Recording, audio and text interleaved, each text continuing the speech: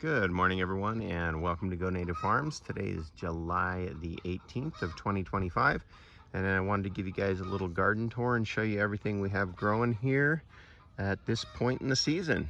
And I'll just kind of walk down the aisles real quick, and then we'll walk around and just show you all the different Native American food crops we're growing here. And let's get into it. All right, on these first two items, we have a Navajo banana cantaloupe. Then we have a San Felipe melon growing down a lot of these aisles. We have some really nice Navajo banana Hubbard squash here. And then we have two rows of a Navajo yellow corn, which are doing pretty good. And let's see, we have a little bit of a Apache corn growing down there, a white corn.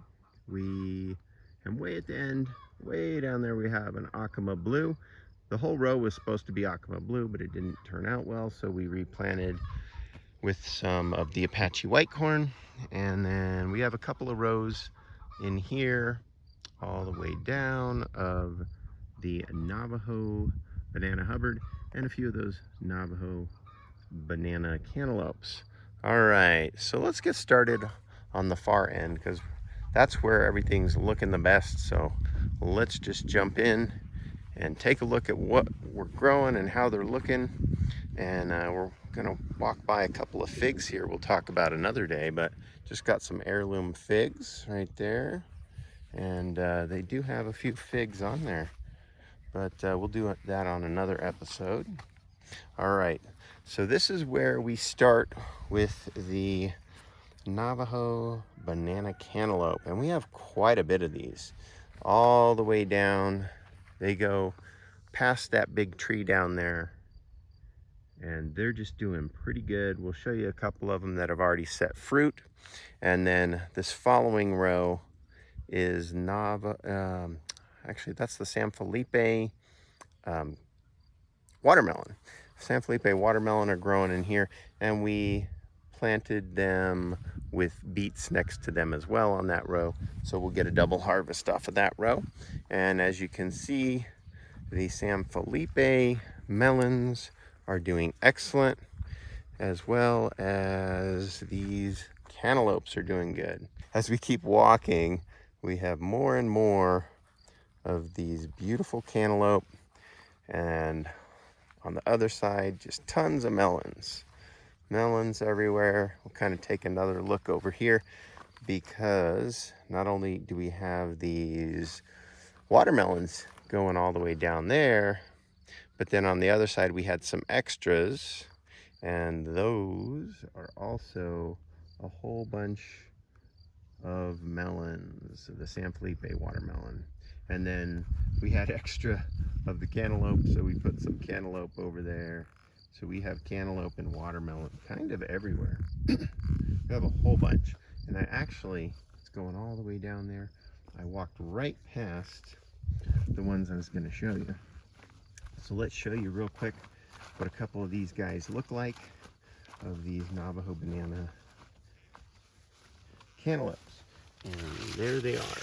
We have a couple right there. They're long, kind of banana shaped, and they're doing really good. So maybe a month those will be ready, hopefully. And all right, let's keep walking. And we got to be careful because it's easy to step on these vines, especially these right here, which blend in. You got to be careful in your garden there. All right, and we'll walk past this peach tree, which we started from seed. Oh, I need to zoom out a little. And that's our peach. Have a lot more of the melons. And let's take a look. What we have over here? More of those cantaloupes. Cantaloupes are kind of everywhere.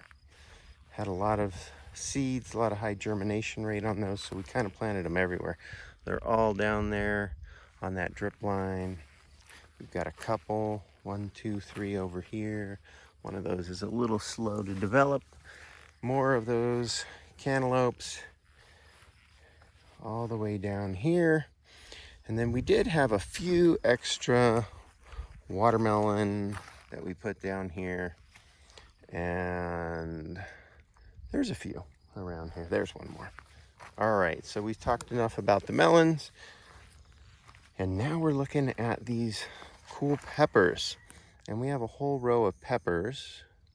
Hopefully the sun is okay when I'm zooming down here. But this row of maybe 100 feet are all a Mexican Valero pepper.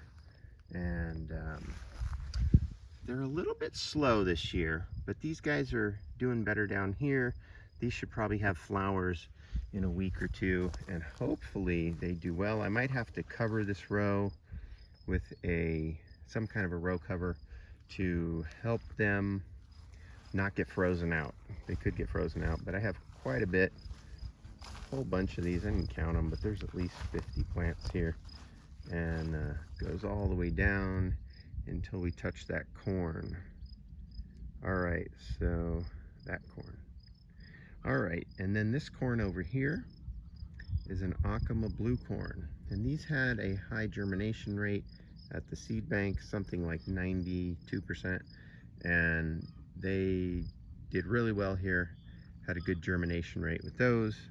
But then I had a second batch of these with a lower germination rate, and you can see exactly where I planted those because none of them sprouted. So from here over to these small ones, this is a different variety. So the reason I planted the rest of this row with corn is not one seed from the low germination rate Acoma blue germinated. So these here, I planted a very short variety, which only takes about 70 days, maybe 75 days. That's that Hickory Apache White. Had some seeds laying around. Didn't want to waste this whole row here. So we got that whole row filled with corn as well. So we actually have 3 varieties, the Navajo Yellow over there, and then the Apache White. And as you can see, I stagger them all. And the third one is the Acoma Blue. So we have a good amount of this Acoma Blue. There's quite a few plants. I put 5 or more seeds in each hole.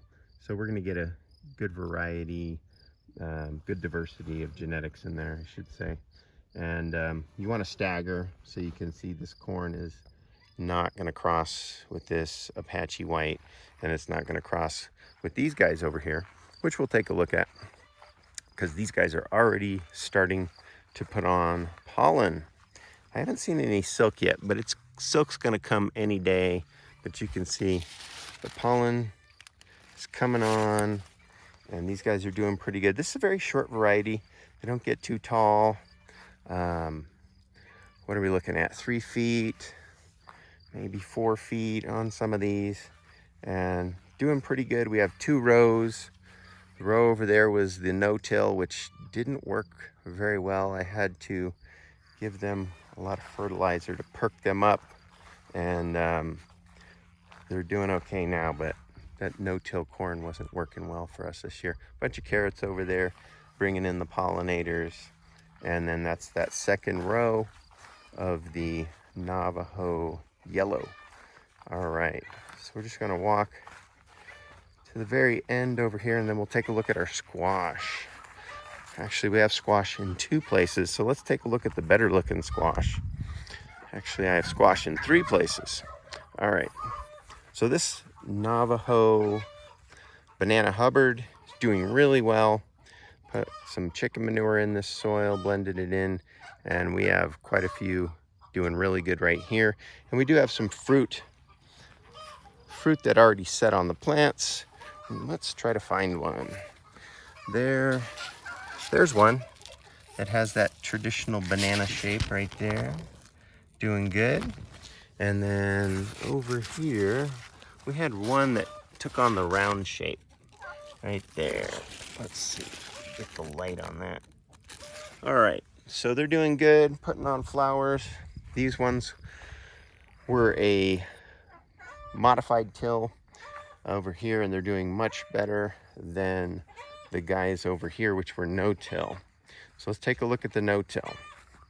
And I will point out that I do have some hickory Apache corn kind of growing a little bit everywhere where I had some spots. And then we have some sunchokes there as well.